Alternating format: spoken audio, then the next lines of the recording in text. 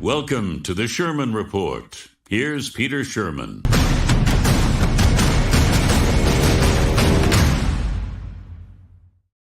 Good afternoon. I hope it's been a great day for you. It's a wonderful summer week here in Southern Ontario. I don't know how it is where you are. We seem to be getting viewers and listeners from all over the place. I hope you've been enjoying the Sherman Report, which will be 2 weeks old tomorrow. We've got a good show today with one guest, and then let's call them some pointed comments from me on various outstanding issues. Outstanding items like mandated French-only healthcare delivery in Quebec. Are you kidding me? Did they put stupid pills in the water over there? Quebec's still in Canada, I think. Look, I can't even get through this introduction without getting a rant going. So hold on, it's coming. You all know or know of Catharine Swift. She's the president of the Coalition of Concerned Manufacturers and Businesses Canada. I got to know her when she was the head of the Canadian Federation of Independent Business, and I'm proud to say I was a member of that organization.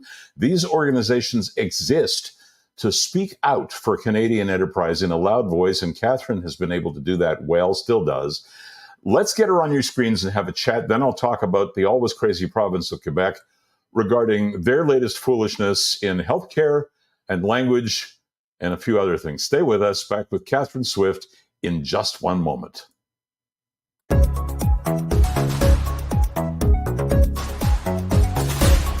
Now, the Sherman Report continues.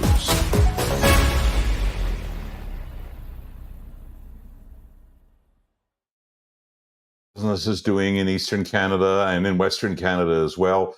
So you go directly to Catharine Swift, at least I do. That's a lot of what she spent her life on, still is. Catharine, also known as Swifty, is the president of the Coalition of Concerned Manufacturers and Businesses Canada. Welcome to the Sherman Report, Catharine Swift.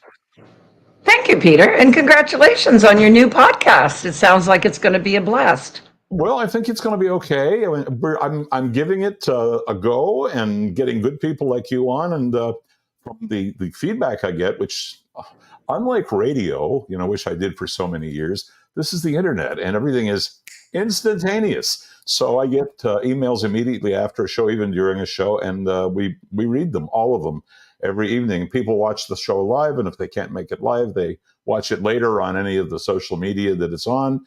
And if they can't do that, then they get in the car and listen to the podcast tomorrow morning. So it's good. Thank you for the congrats. And your title is lengthy, Swifty, but then the job is a tough one. How are businesses generally faring in our country right now? Not well, by and large. Now, mind you, I have tended to focus on the small and medium-sized business part of the business community. And it is probably most challenged right now, I would say, among the entire business community. It's very interesting and kind of depressing, actually, that the large corporate community, in my experience, which is quite long at this point, I'm not young anymore. Neither am I. Yeah, I know. This should be the old fart special, right? That's but right. anyway, the corporate community, in my long experience, basically goes along to get along with government. They don't tend to rock the boat. They are often beneficiaries of whether it's subsidies, whether it's a particular tax break, or some type of benefit that governments have given them. And in a way, it's kind of logical. Where do politicians go when they get out of politics? They sit on boards, and they tend to be very well compensated for sitting on boards. And those boards are large corporate boards. Let's face it, your average small business either doesn't have too much of a board, or maybe it does, but you're not going to get paid $100,000 a year for sitting on a board of a business with 10 employees, for example. Obviously, simply not going to happen. So, and yet, that being said, our small and medium-sized business community represents half of our economy and more than half, on balance, of our net job creation in Canada. So it's not exactly a lunatic fringe. It's not exactly an unimportant segment of the economy. And that's a good thing, actually, because small business tends to be competitive. It tends to be where young people find their first job often. Mm-hmm. And it tends to be a very innovative sector of the economy as well. So it's positive, but governments, again, for a whole bunch of different reasons, don't tend to pay attention to sufficiently to the small business community. And this particular federal government is an absolute disaster. When we heard Justin Trudeau say, when he first got into power, that he thought small businesses were tax cheats and that they had structured their business in a certain way to take advantage of taxes, not to run a very proper, honorable, contributing small business. That was dead wrong, but it did show his bias right from the get-go. And the far left of the political spectrum tends to love the crony capitalists. We see billions of our dollars going to subsidize auto companies to build EV, electric vehicle plants or batteries or whatever. You can bet that small businesses are never going to be on the receiving end of that kind of money. So it's a fight. You're right. It's an absolute uphill fight all the time to advocate on the behalf of that sector. And yet it's a very honorable, and I've found it a very rewarding one, to be honest. I've spent a lot of time on it over my years, but I have found they literally, it sounds corny, but they literally are salt of the earth people who contribute to their communities in a big way. They're the ones that sponsor the local baseball, the kids' baseball team or hockey or, whatever it happens to be, contribute to their community. Yeah, absolutely it is. So it's a super important part of the economy. But to be fair, I had an extremely good relationship with Paul Martin, Jean Chrétien, John Manley. They were all liberals.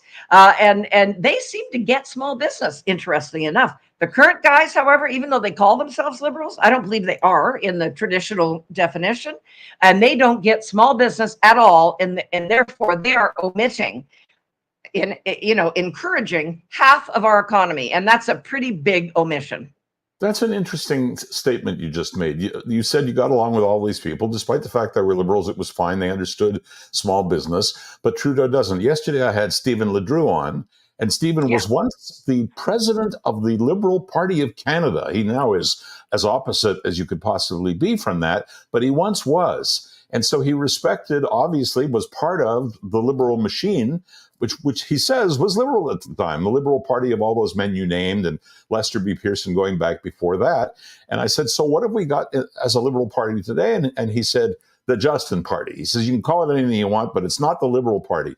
Look, I mentioned in introducing you that I was once a member of the CFIB. Why would I have been a member of a small business organization?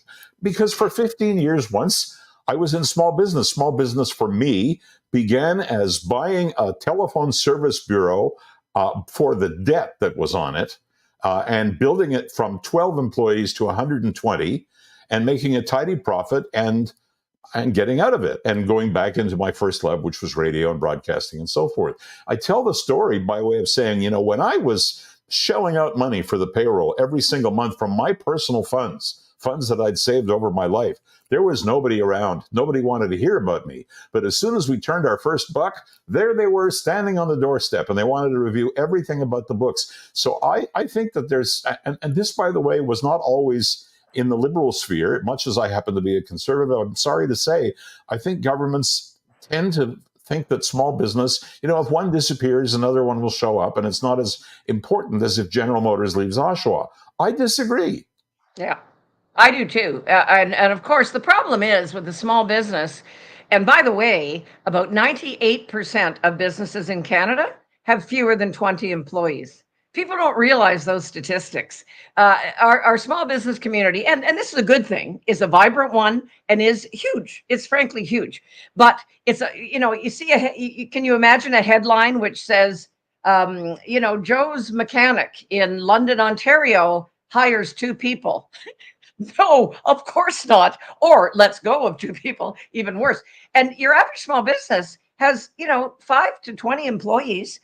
So that's never going to be a headline grabber when the Bank of Montreal or, whatever lays off 2,000 employees. Oh, that's a headline. So exactly. But cumulatively, when you add up the cumulative value of the small, medium-sized business community, it far outweighs actually that of a Bank of Montreal or, a General Motors or, whatever large corporation you might choose to have. The other thing that's interesting, and I mentioned earlier the notion of the subsidies we've seen, and I believe I would bet serious money today they are going to be a fiasco to the EV, to the electronic vehicle market. Generally, we've dedicated over 50 billion and growing. We had one just the other day in Napanee in Ontario, another subsidy driven business. And the small business community is not a subsidy driven business. They are, if they don't make it, they're out of business. And that's not a good thing, obviously, but it stays competitive. And when you have the subsidies we're seeing with this government, and mind you, other governments have also been big subsidy, big subsidy fans. Yeah. But what you're basically doing is taxing the successful businesses to pay money to the unsuccessful ones that cannot survive without government money. And to my way of thinking, that just sucks. That is a very bad economic policy in general. And we've seen in economies around the world where the government directs so much of the business community, they're fiascos. Look what happened in Venezuela, for example, where they thought, well, government will take over the oil industry. It'll take over all these industries. And of course, what it meant was misery for Venezuelans. And we can cite lots of examples of that throughout history. So, when the good guys, the guys that are succeeding, get taxed so they can subsidize the guys that aren't succeeding or can't do so without government money, we got a big problem. Well, I never liked the idea of any kind of government picking the winners and losers out there and using our money to stimulate.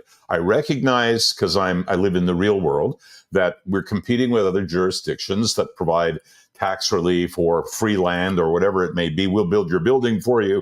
You can have a tax holiday for 10 years, that kind of thing. And you see that, for example, in the Tennessees and the Carolinas of the world. They want to attract big business too, so they pay it. So we have to be competitive, and I understand that. But, I don't know that you are an expert on the EV business, but you're aware of it for the same reason that I am.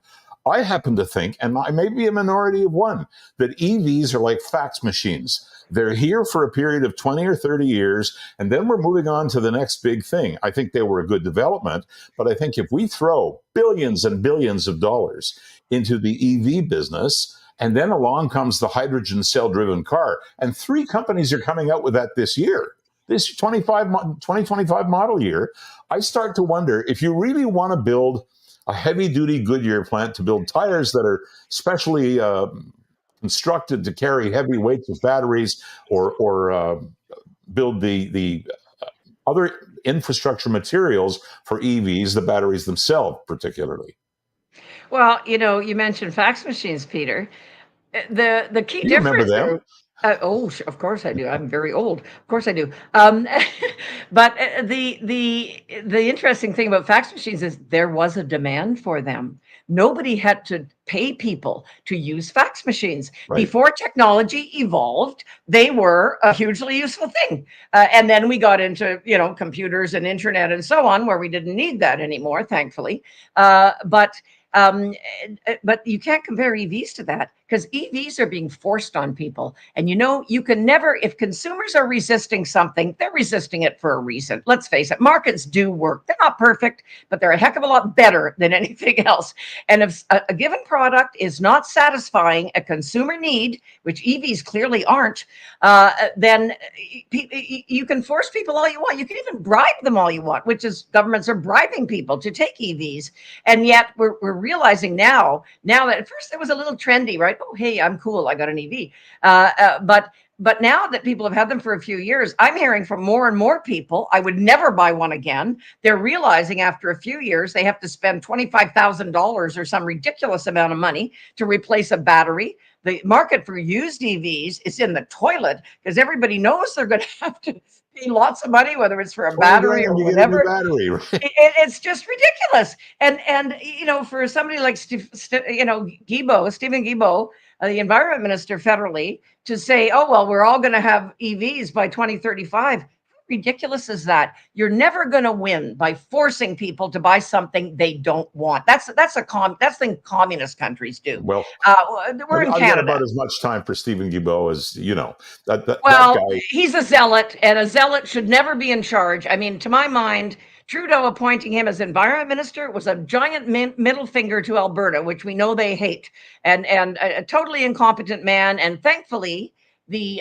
courts have actually overturned a number of his policies on things like plastics, for example, which he declared toxic, which is garbage. There's absolutely zero science behind that. And of course, we're seeing what he's trying to do in other areas, which is absolutely disgraceful. Well, let me ask you a final question and let you share your thoughts on this, because this is a bit esoteric and we're coming to an end. You're a constant thinker. The things that you're talking about are the things that you think about. So consider your job and tell me what keeps you up most at night. You know what does, and this is personal, my kids and my grandkids. I have two lovely sons, and I have three lovely grandkids, and I care about them more than anything. And frankly, I worry about the future for them. And that's one reason that I continue at my advanced age to lobby governments to do the right thing, to make a prosperous economy, to make good jobs for the future, and to make Canada a competitive economy, which it is not right now, sadly. Well, I got to be a grandpa 3 years ago, and so now I find myself thinking fun, far into the future. It's fun? Wonderful. It's the greatest thing that can ever happen to you. But I thank the Lord that there's somebody and many somebodies like you out there who think I can do a job that keeps me alive and have fun at it, but I can also do something about paving the road to the future. And Catherine, I thank you very much for it. Well, thank you, Peter, and bravo to you for doing the same. Well, here we are. We're still doing it. We'll keep on for a while. I hope we'll see you back here on the Sherman Report in not too long a time. Okay, that's Catharine Swift of the Canadian Manufacturing and Business Canada. And coming up, Peter's rant on Quebec's language laws right here on the Sherman Report.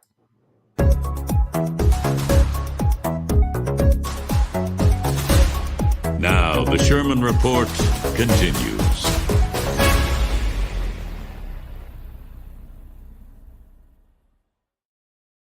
Okay, we're back. If you start reading, and I did, about the Quebec language laws, and I shouldn't say I start reading about the Quebec language laws. I was there when they introduced the very first language laws, and that's a long time ago, under a almost forgotten premier, not in Quebec maybe, but outside of it. But if you start reading about the language laws of today, it'll blow your mind. What portion of a sign, or what portion should it be that contains French versus English? Let me give you a little hint. It's French huge, English insignificant. And I'm doing this not for the rest of you who are listening in the United States or here in Ontario where I am, but in Quebec particularly. This extends to insignias and engravings now. It's the ridiculous xenophobia that Quebec has lived under for decades now. Basically, it's about fear by French speakers that English will overwhelm them and French will die and Quebec will become like Louisiana. And the truth is, under normal free choice circumstances, they might find this concept has elements of legitimacy in it. I've been to Louisiana and I've talked to people with the same names that you hear from Quebec, the Cajun names, Acadien or Acadian names. And you see them if you go to New Orleans and look in the cemetery. They come from the same roots, but it's true that in Louisiana, they don't speak French. In Quebec, I don't see it dying, but if it does, it would be a natural death. This is an island, Quebec, of French-speaking people who, given that French is one of Canada's official languages, have every right to live and work en français, in French. I, as a Quebecer, for the first 36 years of my life, happen to speak French fluently. And I have no issue with French or French people. So let's put that aside. But when successive governments began enacting and then consistently toughening the language laws, my reaction was basically, you know what, go to hell. Don't force me to speak in a language that is not my mother tongue if I choose not to. Quebec has had language legislation dating back to the Liberal government, and I mentioned it was a long forgotten, I hope well-remembered premier named Robert Bourassa. I knew him well. This was in the 70s, but it has gained momentum and absurdity through various political stripes of government ever since. And most recently, the current government, which is run by a party known as the CAQ, interesting acronym, right? For it's CAQ, for Coalition de l'Avenir du Québec, or Coalition for Quebec's Future.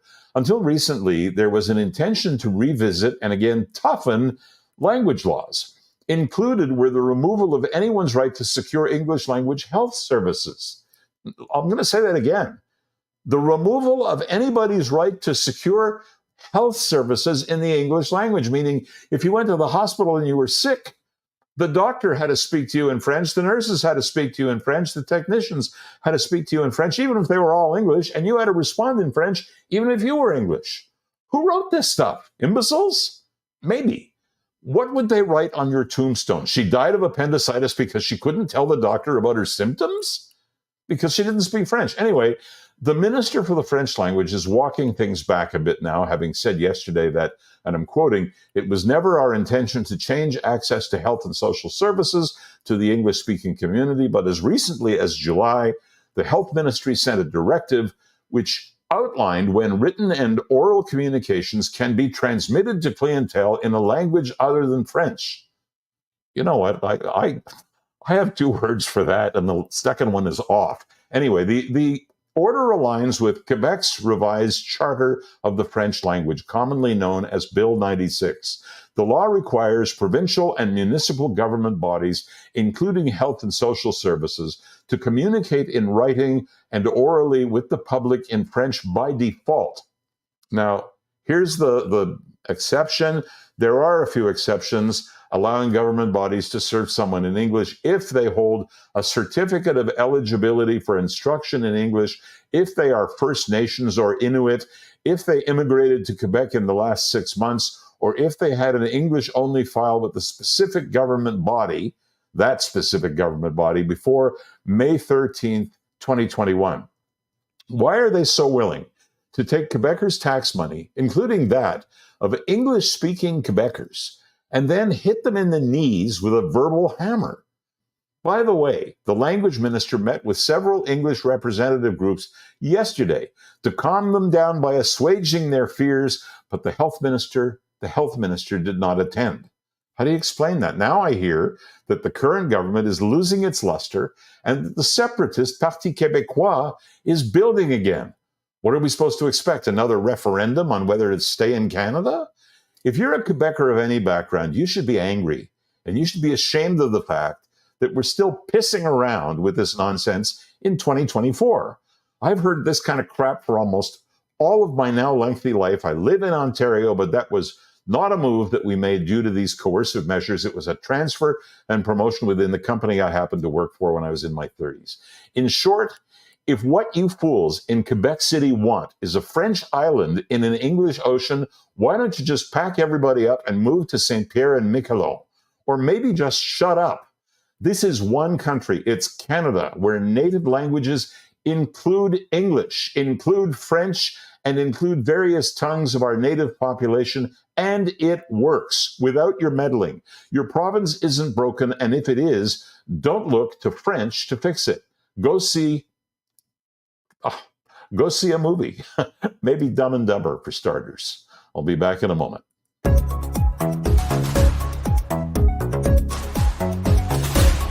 Now, the Sherman Report continues.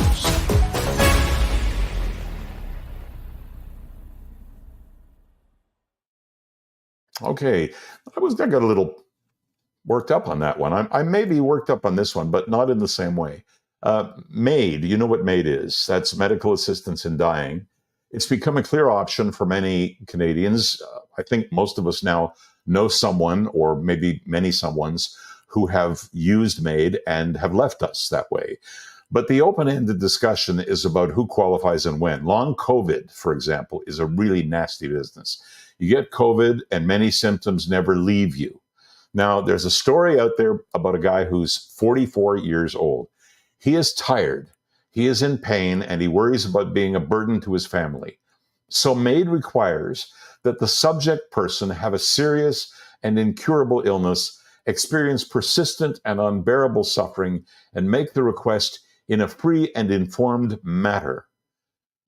Since 2021, it is extended to people who qualify even if their natural death cannot be reasonably foreseeable.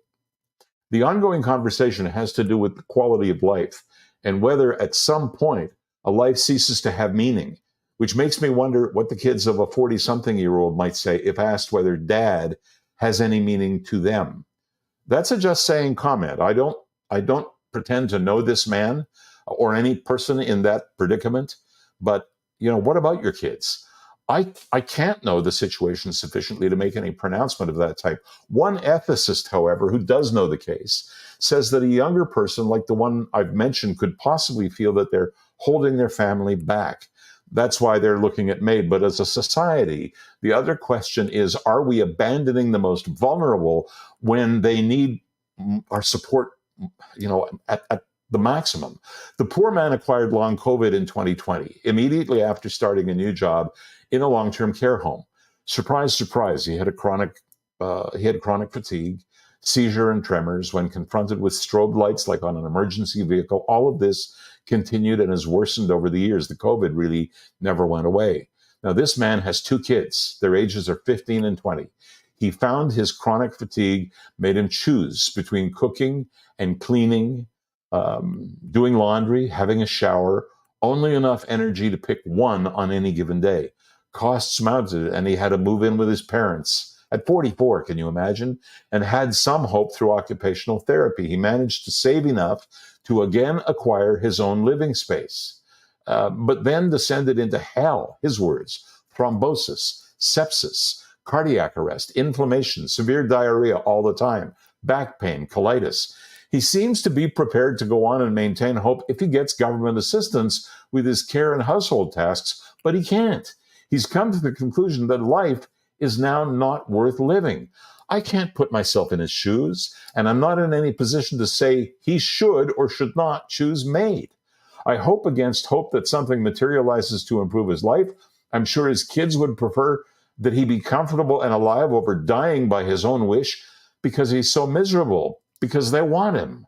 Remember that story next time you have a bout of feeling sorry for yourself. A little bit on MPOX when we come back. This is the Sherman Report.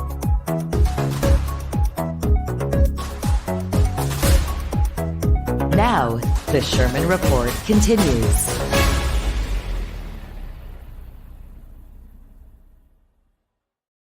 All right, it used to be called Monkey Pox. It can kill 3 to 4% of those infected. It is visible, it is ugly. A new strain can take as many as 10% of those who contract it. So 10%, 10 out of every 100 would die. It's done most of its damage in Africa, which seems to have no vaccine available. It also seems not to be an airborne disease, but acquired by close contact, maybe hugging, maybe kissing, maybe sharing sleeping space. Often they say by sexual activity. Will it come to visit us like the last virus of note did? Well, I'm hearing medical people say that it is not so likely. That Tedros guy, remember him? I grew a very strong dislike to him. He heads the World Health Organization, still does. So he got on the news last night and declared MPOX a world health emergency. I went to the extent of looking up vaccines today and vaccinations, and I discovered that if you were vaccinated against smallpox, which virtually all Canadians have been, all Americans have been, you are de facto protected against MPOX. Now, if anyone listening can confirm this or deny it, I would like to hear from you, so please write to me. All you have to do is go onto the website, which is petersherman.com, petershurman.com. You'll see it flashed again during the closing. So I'd love to hear about this, but I'll say it again. If you were vaccinated against smallpox, it seems that's the same vaccine. Therefore, you must have an immunity to MPOX. That's about all the time we have, and we've covered a myriad of subjects. So I'll say good night. That's all we have for today. I will see you tomorrow at 5 o'clock. I'll be talking about the slow death of radio in Canada, among other things. Or watch whenever you can look in on us here at the Sherman Report, which posts online after we're finished being live, or you can listen to the podcast audio by downloading it from any of the many popular podcast websites. Have a really great good night, and again, see you tomorrow.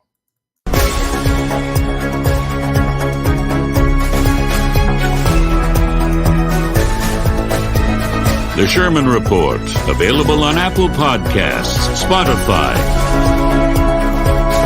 and the video version at YouTube, Facebook, and always at petersherman.com. Thanks for listening to the Sherman Report. If you'd like to connect with Peter directly, just go to petersherman.com.